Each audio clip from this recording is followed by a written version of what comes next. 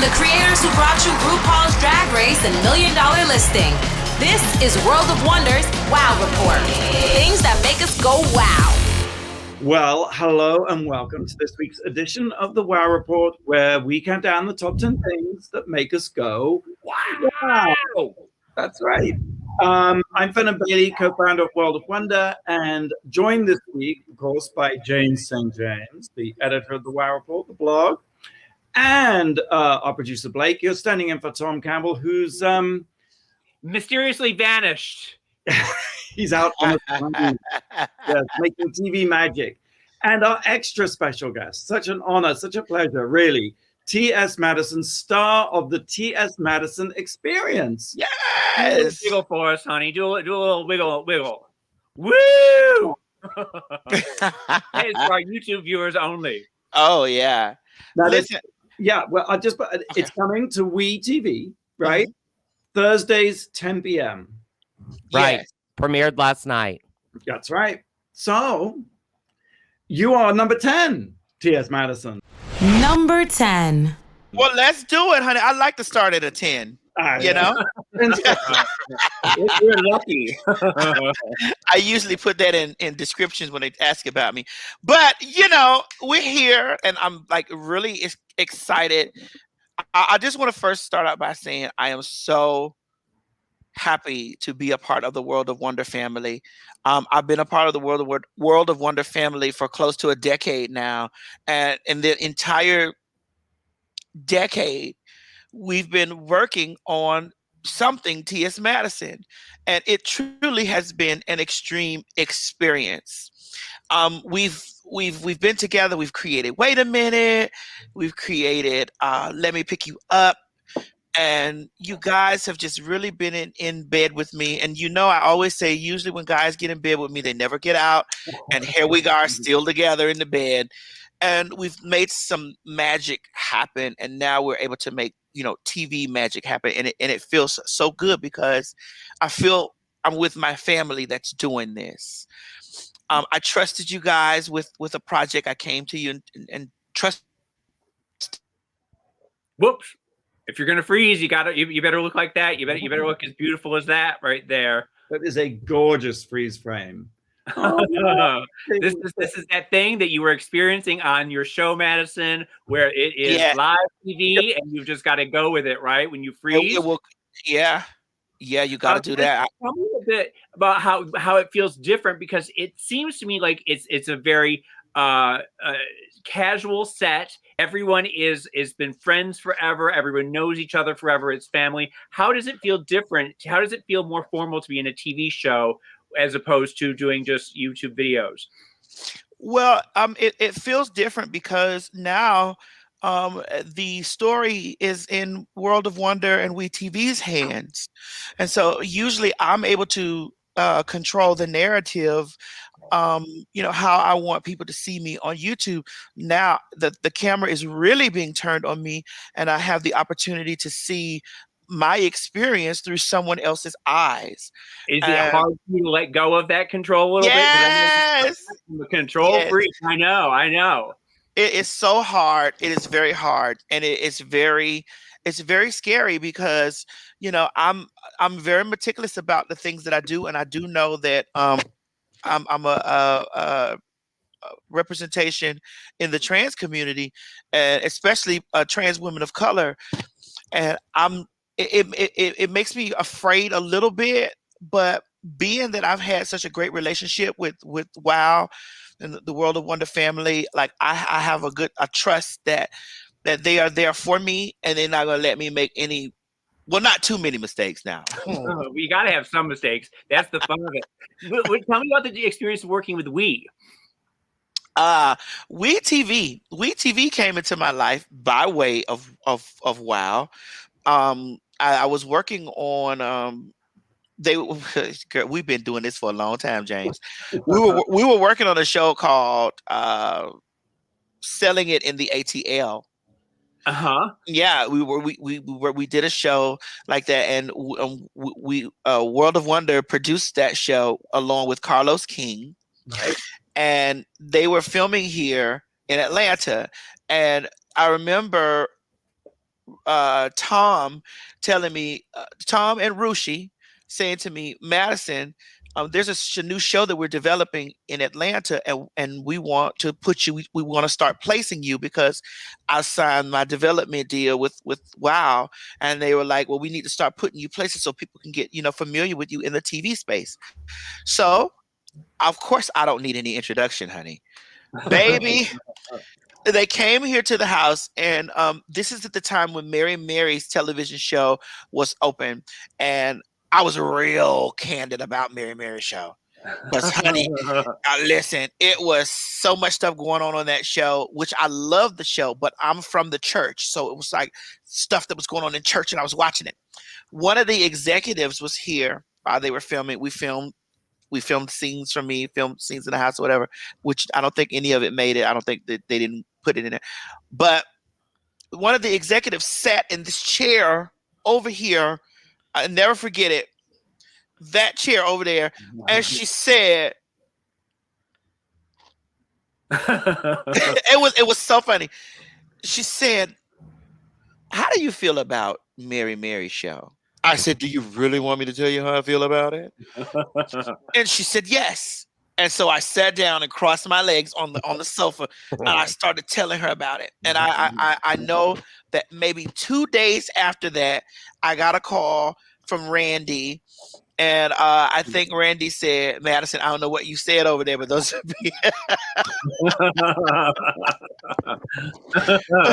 but they want to develop a show with you. And so we went out, and this is how the process first started like that. We started working on a show that you guys were in. It was called Transatlanta. You guys are going to do that. And then I don't know what happened, like the cast on the show. I'm not going to talk bad about them. I will, but I'm not going to do it on the But we did, that didn't happen. And WeTV was like, it's okay with hey y'all. Don't start all that stuff now. WeTV said it's okay, like that's not going to work. But however, we still want her. Find us something to do with her, and that's what you want to hear, isn't it? That is the golden phrase. Everybody loves TS Madison. Everybody does. Yes, actually. I mean, this has been one of the longest. These days it takes a while to get a show up and running, and I know several times I remember TS you saying, is it really going to happen? And we were like, yes, it really is. But Fenton, I used to be so afraid that it wasn't going to happen because I don't have the best past, and I'm not ashamed of it. And I used to think that I was going to be held prisoner to that forever. So, I thought that it wasn't going to happen. And what I love about World of Wonder, Randy and Fenton and Tom and everybody over there it was just the reassurance that Madison, you didn't commit any crime by doing what you needed to do to survive, and you shouldn't be held a prisoner to that. And you're a great talent. You're funny, and we love you here. And we're going to get you a television show, and that's why I've never ever left. Like, so many production companies were talking to me like, hey Madison, won't you sign with us? I'm like, nah, I'm good. I'm with a place that I feel is family for me. Family, definitely, yeah. Well, bless you. And thank you so much also for coming back on the WoW Report, because the last time we had you on, we still talk about that we managed to frighten TS Madison. That we had your mouth was hanging open. You didn't know what the hell was going on. I'm like, what? She ate what? Every time we mentioned how is that even possible? But it was a C word, and it's James, you're going to mention it was we talk about it every time. Cannibals. It was the frat boy cannibal who was eating he ate the people on the street. He went and he was having dinner with his family, and then he got up and he went and killed some people and was eating them. No, I think I just rewatched it today. We were doing, because you were there to support the Queen's Supreme Court. So we gave you 10 court cases, and you were supposed to decide. And the first one was the cannibal who put an ad in the paper in Germany and to eat another person. Would you come and eat me? And then the guy, he had a date with a grinder hookup, and the grinder guy ate him. Yes, I remember that. Yeah. But And look at her face right now. We're back, and we've got her again. Stay with us. I promise we won't mention it ever again. Oh my God, eating someone. Now listen, the only way I'm going to eat someone is if they can get up and walk away when I'm done, honey. That's it. just one little bite out of their thigh. Just a little nibble. Won't hurt nobody. Well, let's move on to number 9. James, what made you go wow this week? Number 9. The United States versus Billie Holiday. Has anyone watched this yet on Hulu? You did. Okay. Now, I think Andra Day is amazing. She's an amazing talent. She's gorgeous. She has that voice. She gets the Billie Holiday voice down. I was not a huge fan of it, though. I think she's on her way to the Oscar. I think she's Oscar bound. I think it's going to be her and Viola Davis, who did Ma Rainey's Black Bottom. Yeah. But to me, I thought Diana Ross did a better job. Lady Sings the Blues. Does anyone know that movie? Yeah. In 1973, I think Diana embodied Billie a little bit more. But I think Andra Day looked more like a young Eartha Kitt, don't you think? She did look like a younger Eartha Kitt. However, I did appreciate her rendition of Billie Holiday because, I mean, she kind of had even though she had has an Eartha Kiddish type look. Yeah. She still kind of embodied it a little bit, you know.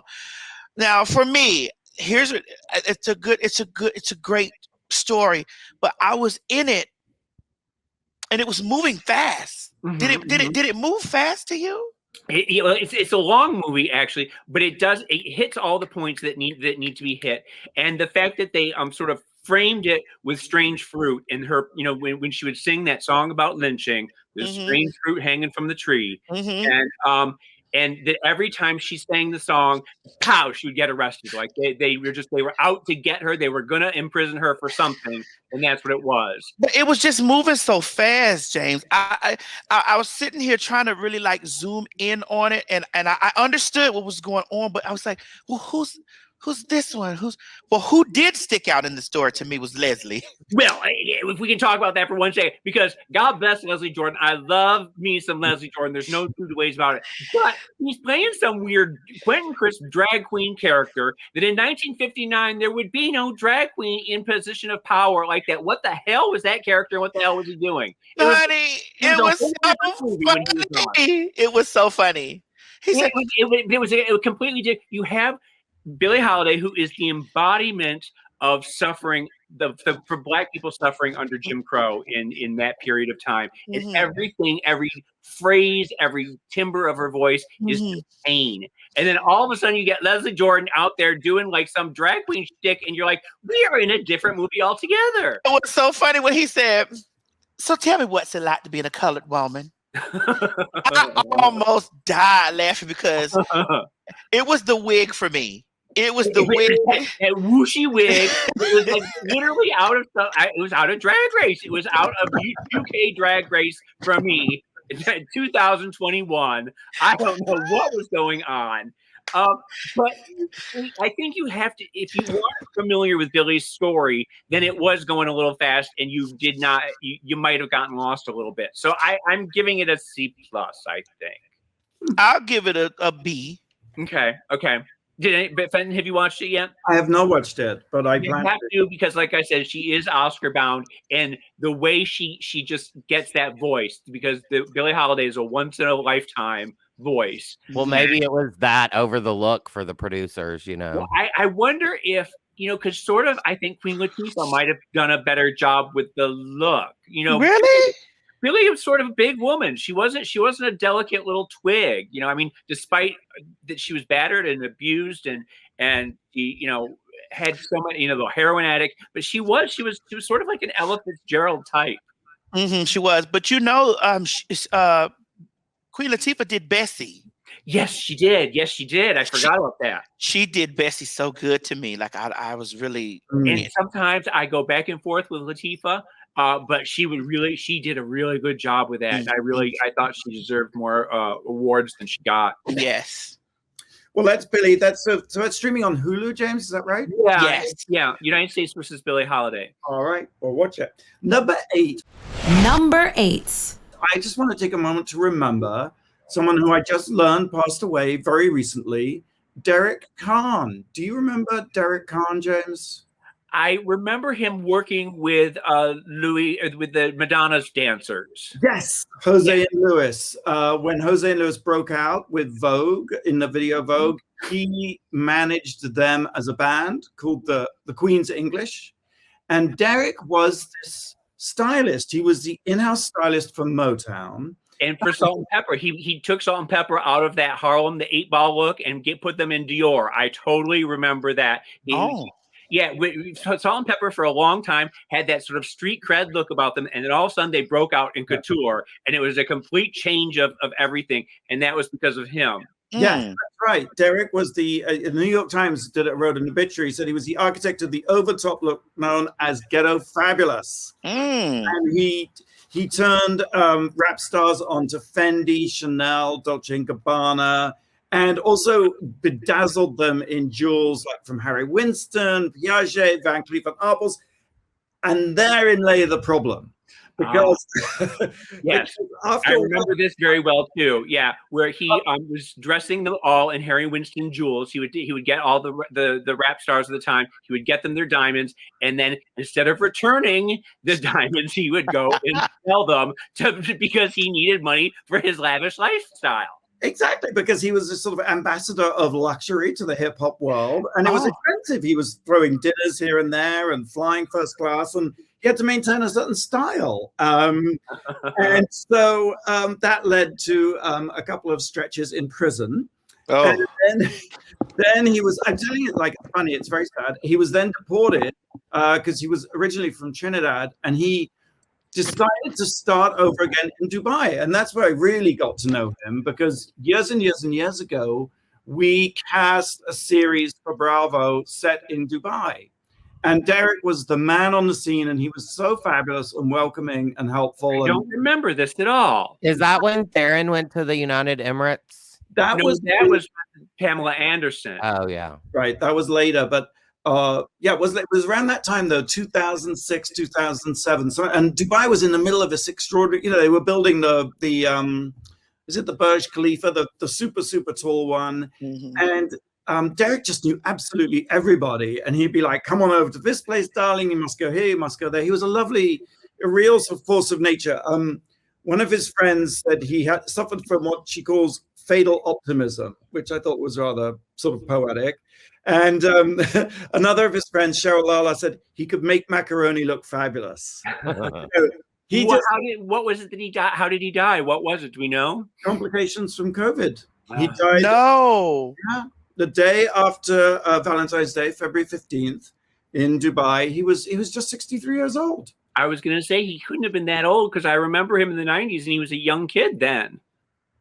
Wow. It's such a sad story, but he was such a blazing, like, he was always in a good mood, always so fun and funny and very generous. Well, you talk like Madison, you talk about people not being trapped in their past, and he was someone who had a past, and he managed to always be happy and always be and rise above it, and lived lavishly. I see. Mm-hmm. Wow. He did. And I think in a way Dubai, he was very happy in Dubai, because Dubai itself is a place that's kind of larger than life, and he fit right in that respect. So, and I imagine there are a lot of people living in Dubai who have pasts and are there to escape. Dubai. I love that, James. Dubai will always be waiting for us. Yeah. All right, let's take a quick break. So that's Rest in Perfection, Derek Kahn. And when we come back, we'll carry on counting down the top 10 things that made us go, wow, here on Radio Andy. Now, Blake, you normally have a question for us. I do. This guy, it's his birthday today. He was the star of one of Netflix's biggest pandemic hits.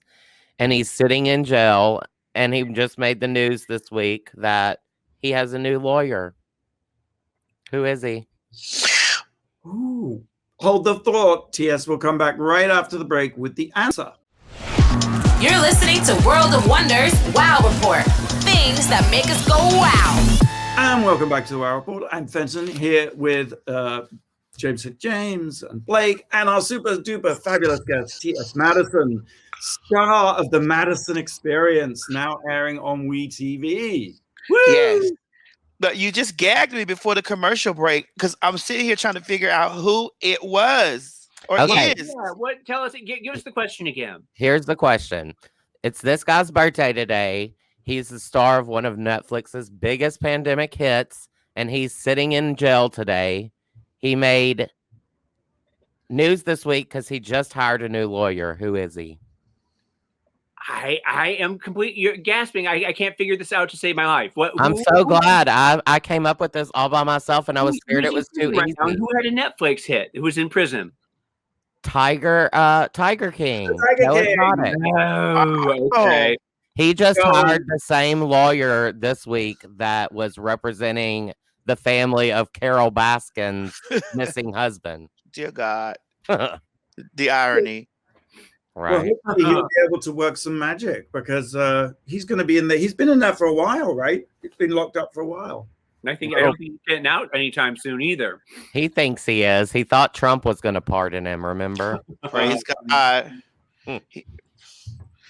Well, are we sad? Are we sad for him? Or Yes, I think he's a larger than life force, and I mean, he didn't murder anyone. He just doesn't like Carol Baskin and is quite sort of free with his word. Are we sure that he didn't orchestrate the whole hit on her? I mean, I don't know. It might be sort of a trouble. I think maybe he should be in prison. Maybe that's where he needs to be. But what about Carol Baskin and her ex-husband, who's presumably been eaten by tigers? Well, well, I thought about that. Well, yeah, she should be in prison too. Put them all in prison is what I say.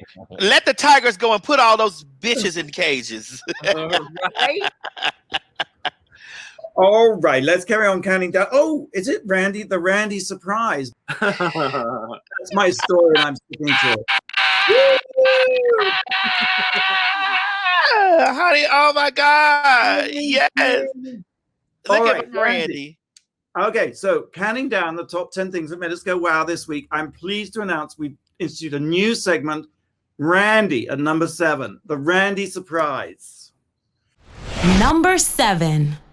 Well, I'm glad that you guys were able to work out a deal with my people, with my agents, and with my attorney. I'm really only a few minutes, but I am so starstruck. Nothing that anyone can talk about other than TS. I've been thinking so much about the icon that you are, and for how long you've been an icon, and how ready you've been. I'm sorry, but I just I can't. I can only be here for a couple minutes. I have 4 really quick things to mention, and I'll do it really quickly. And I think you probably talked about all 4 of them already. I will just say before you start, the last time you came on the show, you basically finished it off. I'll be really quick. Hold on, I do want to say that, hold on, Randy. As iconic as TS is, and I believe that she is going to be a huge, huge star after this week, the biggest star the planet has ever seen. But I think Ms. Mary is going to be up there with you. Yes. Is going to steal the damn show right out. Yes. Yes. Oh, yes, honey.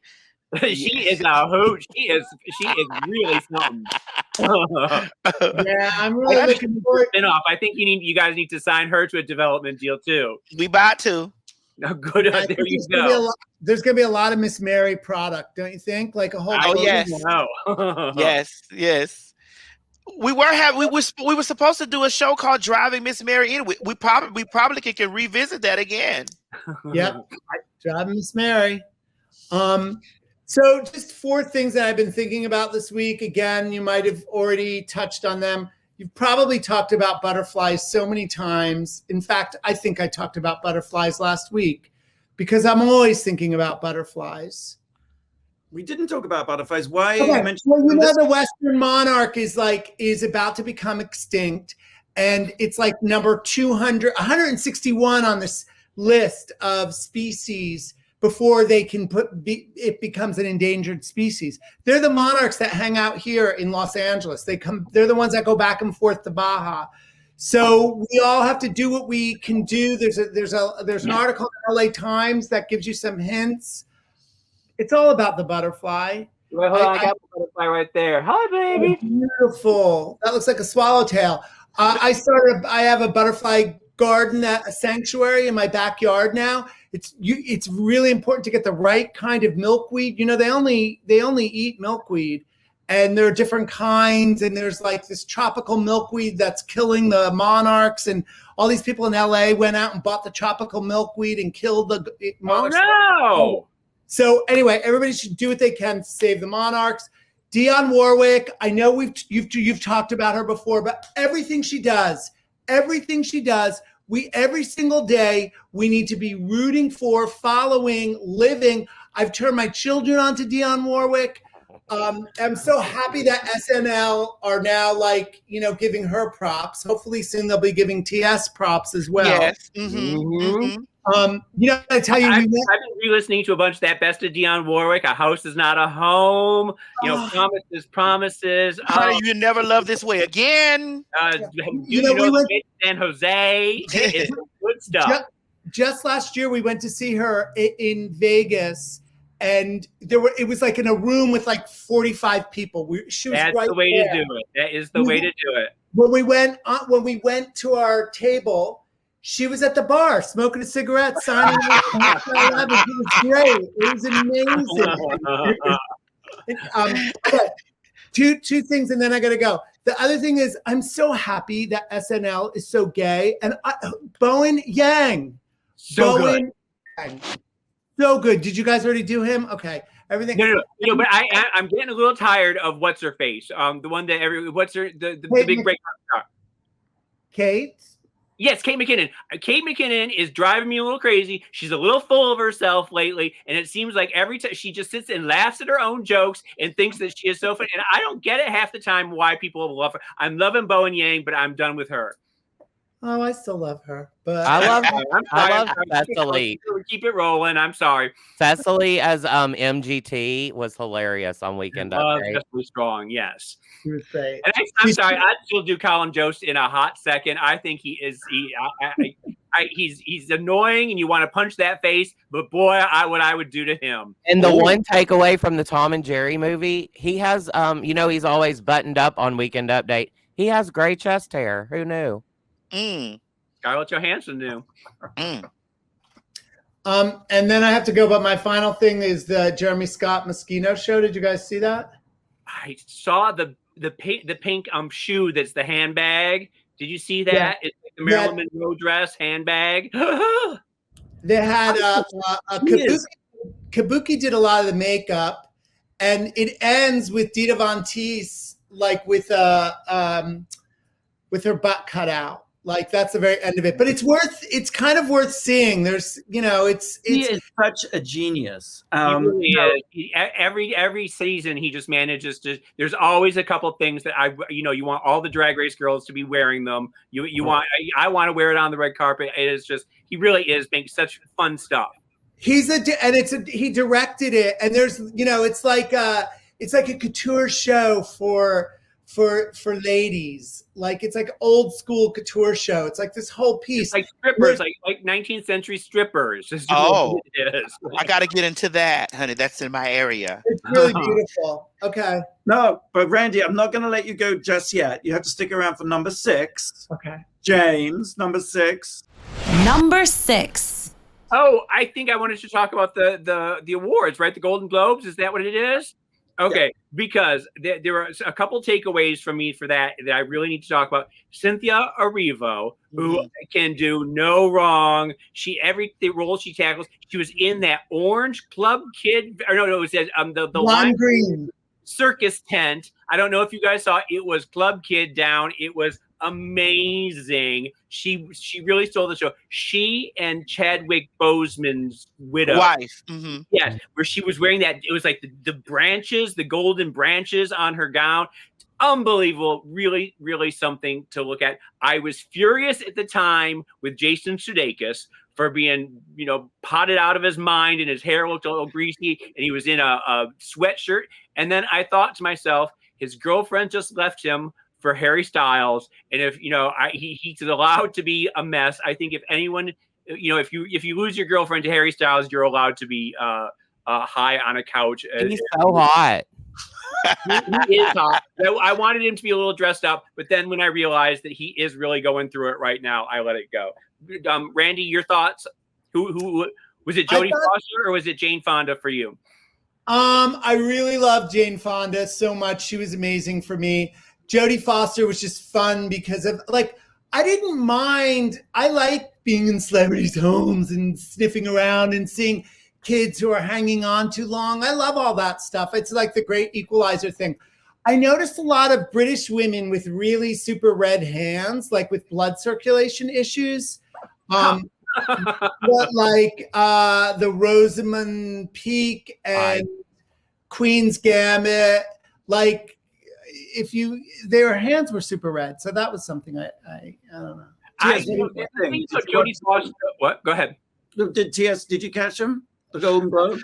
I didn't get a chance to watch it. You guys have me so deep impressed. Like I'm doing press for the TS Madison Experience. I mean, next year you'll be getting a Golden Globe. Listen, if I don't get a Golden Globe, I'm definitely going to get something golden. Okay, you better know. The thing about Jodie Foster, though, is for 35 years we've been trying to ease her out of the closet, and she fought it every step of the way, and she would not come out. And now to see her happy with her wife, sitting on the couch, just as at ease as can be with all. Wait. What happened? Well, she was somebody in the 80s and 90s that the gay community wanted her to step up and say, I am gay, and she would. Is she out now? She is out. She came out, I think, at the Oscars a few years ago, or some award. It was the worst kept secret in Hollywood. Everyone knew. But so it wasn't Hannibal that was eating her? Well, that was actually no. But now her so at ease with herself is a nice thing after all this time. So that's one of the takeaways for me. Oh God, I'm happy to hear that. I love Jodie. Yeah, I'd forgotten about that. Well, remember Michelangelo Signorelli in Out magazine. Remember there were the posters all around New York. Her and Rosie O'Donnell, come out. We need you now, and they wouldn't. You remember that, Randy, right? Yeah, I do remember that. I mean, yeah. It's funny. None of us were ever in. What? None of us were ever in. I don't. You know what I mean? Anyway. I mean, the expectation these days you have to come out. I remember just so long ago, I was never in, but also that making yourself come out was a bit of a thing. It was like being reborn. You had to do it. Well, especially during the AIDS crisis, when it was so important to have representation, and you wanted celebrities to come out because if that would help other people come out, and we needed that, and so it was a very different time. So and she was a part of all. Maddie, your journey's been really pretty incredible and completely different than all of ours, because it's like you've come out in different ways in more than one time, and it's been kind of tricky. Yeah, it has. And for me, looking at all of you are pioneers, because you guys are so much seasoned than me. We're old. No, seasoned. We didn't trailblaze you trailblazed your journey, which is so different and so unique to ours. There wasn't a roadmap for you. You just did it. Just went and did it. And this is why it's so important that you guys at WOW are telling this story, because I'm doing it for other people that are coming up behind me, and I'm so happy I'm just so happy. And Randy, I love you so much. I'm so happy that you guys just stuck in there with me, because I was telling Fenton, I was telling James, and I was telling Blake, when men get in bed with me, they usually don't get out. And look at all of us are still in the bed together this long time. I love it. The TS Madison Experience. Right? It's a very tasty experience. It's gorgeous, and thank you, TS, for sticking with us too. I mean, it's a two-way thing. I found my Mhm. family. You listen, you go through this life and you really find your tribe. Like I hear RuPaul say that all the time, but it's the most truest thing. Like all you just got to do, you don't need a whole bunch of people. You just need your tribe, and your tribe will make it happen for you. Mm-hmm. Yes. Very well said. All right, let's go on to number 5. Number 5. I'm just going to talk a little bit about I Care a Lot. Has anyone seen I Care a Lot on Netflix? Okay, I haven't seen it yet, but who is the lady that I've been seeing them posting that they hate her? Rosamund Pike. She plays a psychopath, and she does it really, really well.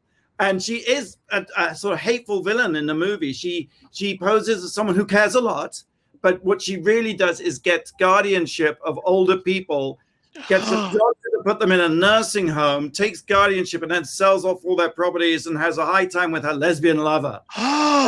She plays an absolutely despicable character in the movie. And then her sort of nemesis in the movie is Peter Dinklage, who's like a mobster, because what Rosamund Pike's character does is she picks on this old lady, thinking she's poor, befuddled, rich lady, ripe for exploitation, but sort of somehow unconnected, gets her locked up in the nursing home, takes away her phone, and starts selling her stuff off. But turns out she is the mother of this incredibly evil mobster. Which is the little person. Peter Dinklage, right? I love him. Yeah, from Game of Thrones, he's so amazing. But this sounds like something I was planning on doing to my sister. So it can y'all be quiet. Be quiet before y'all give my plan away to Miss Mary. Don't do that. I kind of hated this movie so much, but then I instantly went down and put it on play for my dad. And then we talked about it for days afterwards, actually. So, even though I hate it, her character is also a lesbian, and I forget the name of the woman who plays her lover, but I never bought that relationship. Like, there were two women kind of playing, like... I agree. And the thing that captivated me about the movie was her hair. She has this perfect coif that's like a helmet. And she is really good in it, right? I mean, she's playing a despicable character, but she does it so well. And at the Golden Globes, she said the strangest thing when she won. She was in this big froofy ball gown, and she said, "I'd like to thank America's broken legal system so we can tell stories like this," which is like, it just sounded a bit off. But then someone tells me she was being ironic, so maybe I misinterpreted the whole thing. I think I'm going to have to catch that. I'm going to watch that this weekend, and maybe we can talk about it privately, because it sounds sort of interesting. I'm doing it tonight when I get off. I think it's like slightly icky, because just it isn't nice to imagine old people being locked up and having their heirlooms sold off. It's right. Something about it is a little. Are you worried? Diane Weist plays the old lady, and she's so good. I love Diane. Oh, God, I love her. Yeah. She really, she kind of makes the movie for me. Yeah. All right, let's take a break. And when we come back, we'll carry on with our countdown of the top 10 things that made us go wow here on the Wow Report on Radio Andy. Yes, God, honey. Oh, Blake, you got a question? I do. Another birthday. She started her career in horror flick Children of the Corn 5, Fields of Terror. But now she's banging one of the hottest dudes in Hollywood. And her birthday's today. Who is it? She's married to, I think, maybe. Children of the Corn 5. I remember it like it was yesterday. One of my favorite movies of all time. Yep. You're listening to the Wow Report on Radio Andy, and we'll have the answer right after the break. You're listening to World of Wonders Wow Report. Things that make us go wow. Welcome back to the Wow Report. I'm Fenton here with Blake and James St. James, and of course, TS Madison, our super duper extra special guest. We had Randy on for a brief moment, but he's gone. Blake, what was the question? How in the hell did we get through Children of the Corn 1? I remember reading 4, 5, 6, 7, 8 Children of the Corn. Dear God. Well, it's this Children of the Corn Part 5 actress's birthday today. But it's okay, because she wound up winning. She's now banging one of the hottest dudes in Hollywood. Who Well, is it's she? got to be Scarlett Johansson doing Colin Jost, like we just said. Close, no cigar. Okay. Who's banging Harry Styles? That's Olivia Wilde. Yep, Oh. not her either. Okay. Oh. Okay. Who's the hottest guy in Hollywood? Ryan Gosling. It's Eva Mendes. Oh, she was in that movie. It was like a long time ago. One of her first roles. Well, How did we get to 5? How do we get even past 1? Okay. They still the children falling behind the white rose. He who walks behind the white rose. Are you quoting Children of the Corn 1? Yes. That is magical right there. You can just pull that out of your ass. I was over it after, like, I'm like, girl, what is I want you to quote Leprechaun 2 for us right now. Go. Oh, honey, Leprechaun 2, was it when he was in the hood, or was that 3? I think because 2 was the one with Jennifer Aniston, right? Or was she number 1? So. Yeah. So I think he's in New York and number 3. It was one I remember the one he was in the hood and he was like something about you want to taste my lucky rainbow or something. I was like, what? After a while, guys, you gotta let it go. You got. Are you a huge horror fan? Because that leads me into my next one. So you can quote your horror films. It depends. Let's get into the next one. Let's do the next one. All right, number 4, James. Number 4.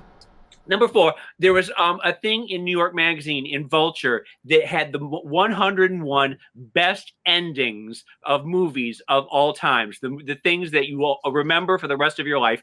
And Twitter went on and they said that the best ending of any movie ever made was Texas Chainsaw Massacre. That last scene where it's in the sun, the sun is going down and he's on the road spinning around with a chainsaw and the bloody girl is in the truck as it leaves. Does everyone remember that scene? Yeah, it's actually a meme, I think. The cinematography of him spinning with the chainsaw is one of the biggest and most indelible endings of all time.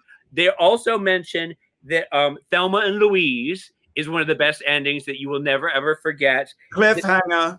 The Vanishing. Do you remember The Vanishing, where he ends up, he's buried underground and he's in the coffin that's being buried. He puts the lighter on and he realizes that he's dying, and that's how it ends. What year is that? An old movie or a new one? No, that was in the 90s, and they had a remake with Kiefer Sutherland in which he gets out of the box. But in the original one, he's just buried alive, and he puts the lighter on and realizes that he's in a coffin, and the air is running out, and that's how it ends.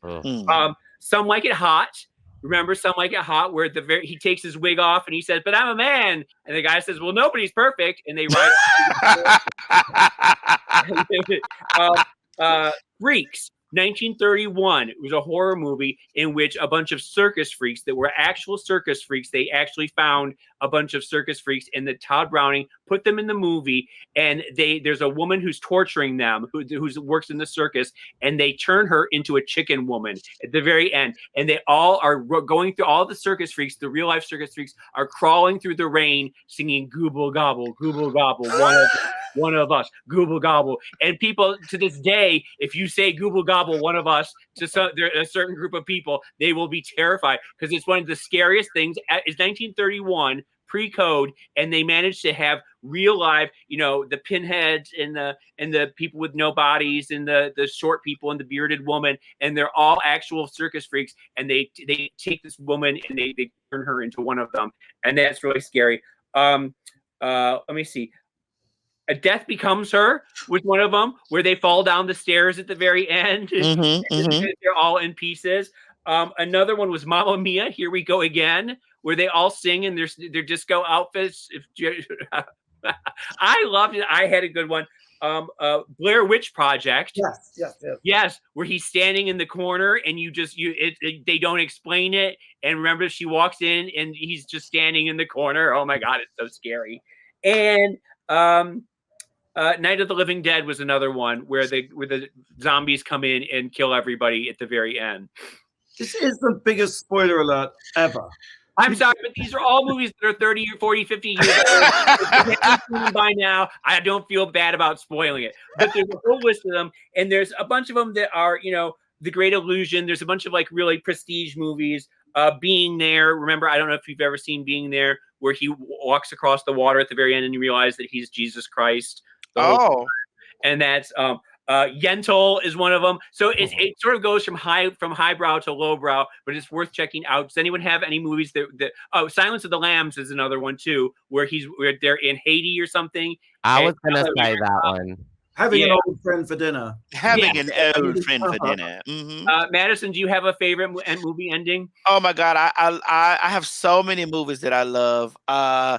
It's hard for me to just pick one because it's all I do is sit there and watch stuff over and over and over. What comes to the top of my head? Oh, Madison, you've watched so much. You said horror, right? Yeah, well, just anything, but if you're a big horror film, that's always fun for me. Well, no, I like The Color Purple. You know how they end when they get the sister comes back. Also, I love it's so many.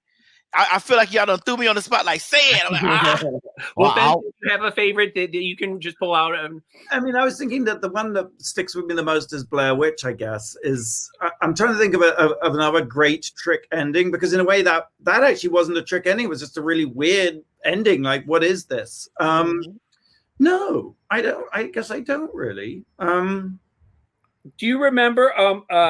There's a couple on here. There's Monty Python's Life of Brian. Is that one do you remember, Fenton, where it's Christ on the cross and then they all start singing Always Look on the Bright Side of Life? Remember that old song? And all the people on the cross are singing, always look on the bright side.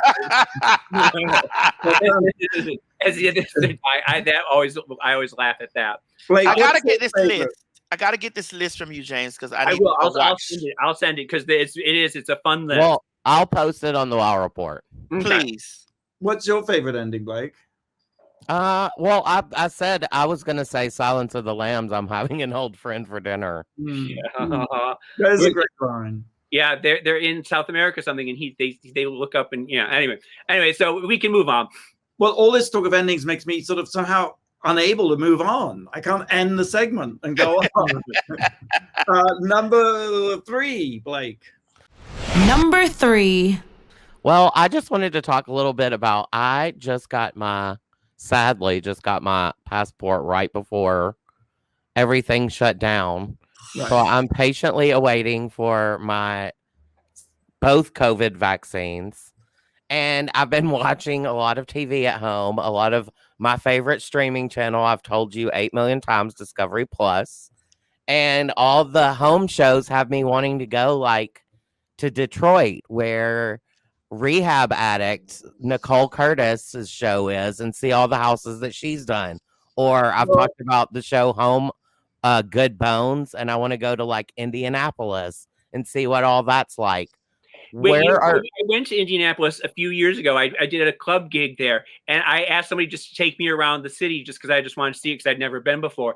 And there are some houses there, some old Gothic, 1800 houses that have been there, and they are so beautiful. There is a neighborhood that is just nothing but old Gothic. Probably Fountain Square or Bates Hendricks. That's where they always were. It's called the gingerbread homes from the 1800s. Really, and I grew up, near Detroit, and it was a scary place for a long time in the 70s and 80s. But it is so amazing that the houses there are even in the worst of times, you could still just go and gasp at how beautiful the architecture is in that town. And it's so nice to see everybody going in now and rebuilding it up and making it. Is it still Well, they're rebuilding it now. In fact, this Nicole Curtis girl who I'm talking about, she's had several shows. One of them, the whole season was just her renovating this classic Tourette home that was in Detroit, because that's her hometown. And then in this newest season, which is happening right now, she is doing rehabs on couples who have bought homes and got in over their heads, which is also in Detroit. So and she's they talk about how Detroit's going through a renaissance and everything. And I just feel like I've never been there, and that would be a perfect long week. Aretha's home is there. Hey, I was just gonna say Aretha. You got to go. Yeah. And then there's a couple museums. The Motown Museum. Mhm. Yeah. I have been to the Motown Museum, and I also saw Aretha lying in state. I remember you talking about that. Did you go to her funeral? I didn't go to the funeral because we left like the day before or something, but she was lying in state and got to see her. You got to walk past the body, right? Yes. And were those shoes like cute? They were some cute gorgeous shoes, and her feet were crossed. It was just so extraordinary. And it took Nolan, my kid, and he was like, "Are we really going to see a dead body?" And I was like, kind of scarred that kid in more ways than I can ever imagine. He has something to talk about with his therapist when he hit 30. Well, that's it. Cubs of the Midwest, get ready for me because You don't need a passport to go to these places, Blake. I know. I was going to talk about I wanted to go to Toronto and Mexico City as well. No, but wait, don't you starting soon? Don't you need either a passport or one of the specialized license plates to get from state to state now? What? Yeah, you need to. There's a special license plate or your passport, and if you have an old license plate, an old license, you can't go state to state anymore. Oh God. Is it because of the COVID? No, they've just been. Is it? I don't know. They've just been planning it for a while now. And when you renew your license plate, you have to get their driver's license. You have to get a special one that allows you to travel. Oh yeah, the real ID. Yeah. I think they're just changing the IDs, and they're just saying after a certain date, unless you have the new ID, you can't travel. But the idea of the real ID and that all the other IDs are unreal. It's a crazy kind of concept. You know what that sounds like to me, Fenton? It sounds like when everybody goes out on Black Friday and they start getting these new smart TVs. I'm like, bitch, y'all just fighting to kill each other last year. Has the old TV went dumb? Your iPhone. If you don't have the new iPhone, then everything crashes. It's planned obsolescence is what it's called, where everything will break down because they want you to buy the new thing. So it's crazy, man. It is. All right, number two. I just saw this. What is the movie called? Monster Hunter. Have you seen Monster Hunter? No. Monster Hunter. It's made by Paul W.S. Anderson, who did Mortal Kombat and Resident Evil and Alien vs. Predator. So I love all that shit, I guess. And it's got Milla Jovovich, who I love. She's just in all those movies. Mm-hmm. And I didn't realize, I really enjoyed the movie. I was just sort of watching it and thinking, what is this? And it's based on a video game. And it's basically, it's too silly to try and explain it, really. But it was like the sex. It's your sex life, isn't it? It's based on your sex life, Monster Hunter. It's based on basically Milla ends up in this desert space where at night these monsters come out and eat you. They're like beetles, sort of alien, that sort of usual thing. And they turn you into a larvae and all that gross out stuff. And then by day, there's another monster. You just get eaten, basically, and impregnated by these monsters. But I was reading the reviews of this movie, and everyone says it's like one of the worst movies ever made. And yes, it was your favorite. You loved it. I think this is really good. It does get a little strange at the end. There's a knife-wielding cat, like in Cats, like called the Meowscular Chef. But apart from that, I can't fault it. I thought it was genius. Where is this at, Fenton? Where is this? Yeah, where does it air? I didn't know. I said it was on demand. I think it's pretty much rentable everywhere, but on demand. Yeah. Was there a cool boy in it? Was there a hot male star? Actually, there's Asian guy called Tony Jaa, who is like I think a sort of what is that? What do they call that? A ninja. Ninja. Those type of like physical combat type things. Mortal Kombat. Okay. I can't speak, but he's really good and really smoking hot. But I don't know. It's great. I loved it. We'll check it out. There we go. All right. Okay. So when we take one more break, and then we'll reveal the number one thing that made us go wow this week. Wow. Yes. You're listening to on Radio Andy. You're listening to World of Wonders Wow Report. Things that make us go wow. And welcome back. I'm Fenton here with our super duper special guest, TS Madison. Thank you, honey. From the TS Madison Experience is on WeTV, 10 p.m. on Thursday nights. They've taught you. Yes. Not only that, but you have revealed the number one thing that made us go wow this week.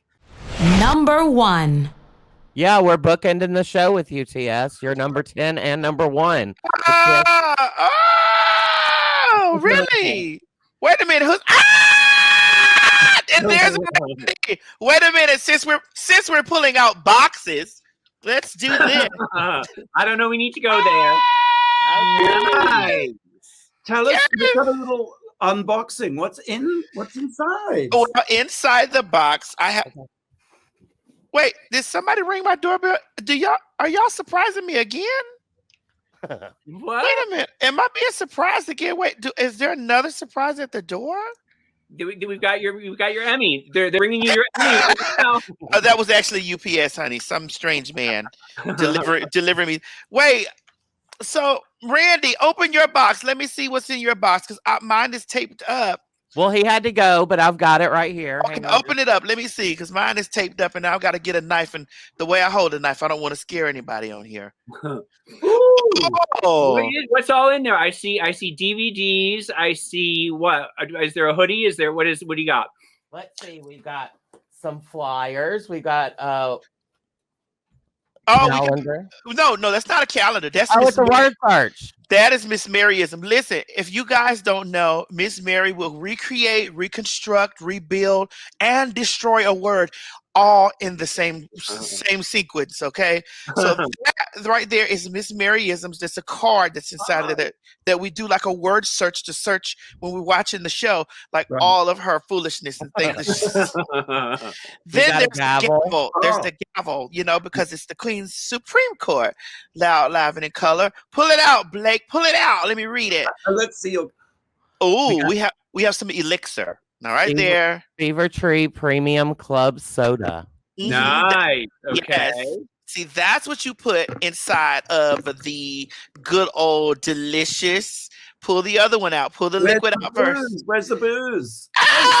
And the booze. And the booze is filled with some bedazzled stuff. Isn't it? Is it shimmery in there? Yes. Oh my God. It's like glittery blood is what it is. Yes. What kind of cocktail is that? Oh, well, it's one of my signature cocktails, and here's the ingredients. Pull it out, Blake. Show the ingredients. Show the ingredient list. Are you moving too fast, Blake? There it is. Right. Blake, here we go. Here it is. There it is. It's the Queen's cocktail, and I can't read it right there, but it's vodka, cranberry, citrus, and edible glitter. Edible glitter. Wait. When you eat something, does it shine in the mouth like that? Does you poop glitter afterwards? Does it really poop? It might make you poop. It could. There's a possibility. But you would definitely be a unicorn and poop glitter. Now, Madison, I just wanted to talk a little bit about Tiffany Pollard, in New York. I just very quickly, she is one of your co-stars on the show. And tell me a little bit about the relationship that you have, and that will lead us out. Tiffany New York Pollard is the queen of reality TV. The woman came in and she made other women follow her lead. She's my good girlfriend. I love her a lot. She's been a really big inspiration to me, and I've been trying to get her to sit next to me on the Queen's Supreme Court show. But she's engaged. She got a man. Her man is just telling her what she can and cannot do. It's Furking up the thing. Oh, yes, honey, it's a lot. I'm telling you, you gotta tune in really heavy into the show. The show's good. And she's just like helping me reshape the way that reality television is being told now with the help of World of Wonder. Well, I saw in the 15-minute thing, she's talking about the third eye, that she's got the third eye, that you don't have it yet, that you walk around town and that she worries about you all the time. Oh, honey, she's always telling me she got a third eye, but that third eye ain't here. Okay.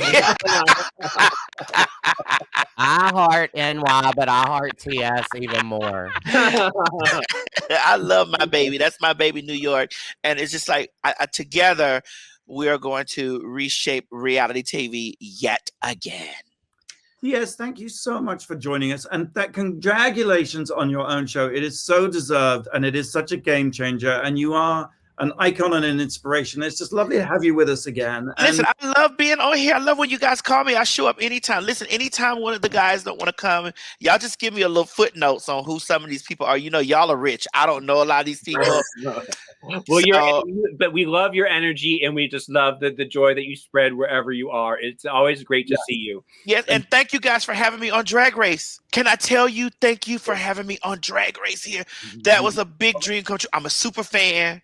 Y'all know I love Mother Rue. The girls this season are magnificent. Like, these girls are talented.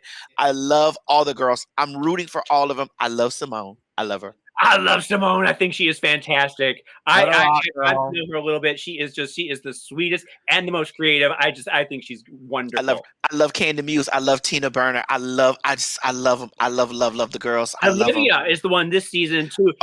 She came from behind. She was sort of the dark horse, and she is so lovely and so wonderful. Yes, beautiful. Just beautiful.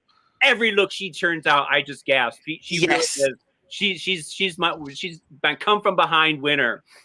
Listen, and anytime that you guys call me to come do Drag Race again, I'm coming there, wig on or wig off. Just call me. I'll be there, because that was one of the most magnificent experiences that I ever had. I love it. Fabulous, and thank you, because it's not easy during this COVID times of quarantine. So listen, everybody, watch the TS Madison Experience on WeTV on Thursdays, and same time, same place next week. Until then, go out and do something that makes the world go wow.